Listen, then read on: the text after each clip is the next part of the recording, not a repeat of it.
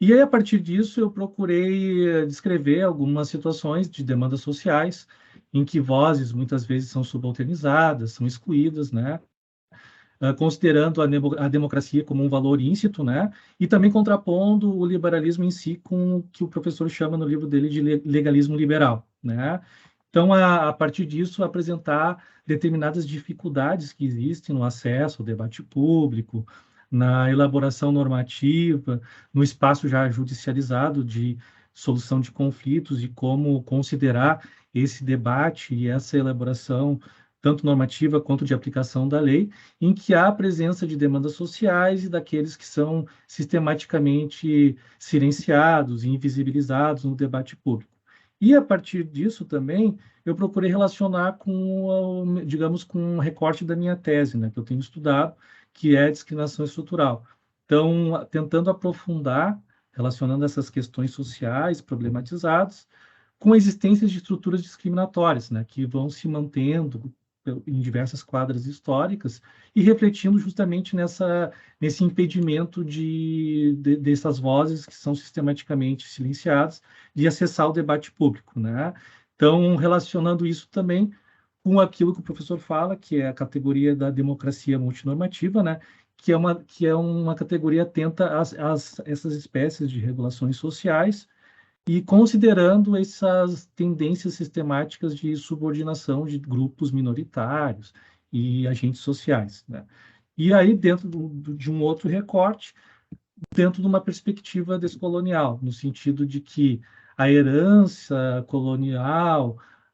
os projetos coloniais, dentro de uma lógica colonial desumanizante, acaba desaguando também nessas estruturas que vão se mantendo com o tempo. Então, eu procurei articular isso, né, demonstrando que existem potenciais normativos nessa gramática de regulação social em processos de jurisgênese, dando conta e sendo atento aos ambientes plurais, às múltiplas formas de vida, aos diversos tipos de identidades e de grupos sociais que merecem voz e atenção, né, para tentar compreender justamente como se dão essas estruturas de subordinação, né, e tentando também compreender que esses grupos minoritários, esses agentes sociais, possuem capacidade interpretativa e criativa dentro do direito e que nós, como estudiosos do direito, a própria atividade judicial, tem que estar atenta a isso para buscar uma emancipação, né, uma transformação de realidades discriminatórias, inclusive se contrapondo a essas estruturas de subordinação, que eu chamo, que acabam fomentando a discriminação estrutural em si. E aí, relacionando com outras categorias do direito da discriminação também, como, por exemplo, a ideia de uma perspectiva antissubordinadora, né, onde se tem uma atenção a uma hermenêutica dos oprimidos, né, uma atenção à realidade daqueles que historicamente são subordinados, são subalternizados, são oprimidos na história, dentro das relações sociais, e aproximando também da ideia de um direito da antidiscriminação dinâmico, né, em que vai além daquela dicotomia entre igualdade formal e igualdade material, mas atenta a um princípio dinâmico de não discriminação, com as suas categorias em si, né? E atento também aos diversos marcadores sociais que nós